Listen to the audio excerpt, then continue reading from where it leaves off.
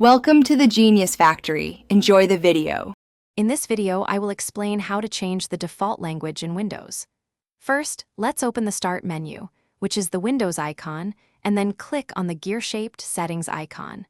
Once the Settings window appears, you'll want to find and select the Time and Language option.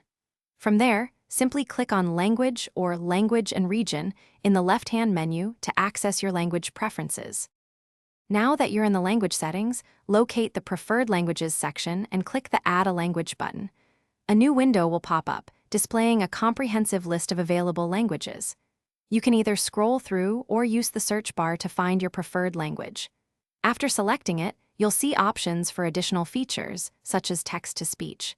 Choose what you need, then click Install to begin the download. Once your new language pack has finished installing, return to the language settings. You'll find a drop-down menu labeled Windows Display Language. Click on it and select your newly added language. Windows will then prompt you to sign out to fully apply the changes. Don't worry, this is a quick process. After signing back in, your entire system interface will be displayed in your chosen language. If you have any languages you no longer need, removing them is straightforward. In the Preferred Languages list, simply click on the language you want to uninstall. A Remove button will appear. Click it to delete the language pack from your system.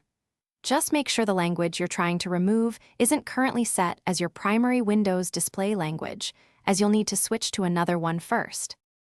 Thanks for watching. If you found this helpful, don't forget to like and subscribe.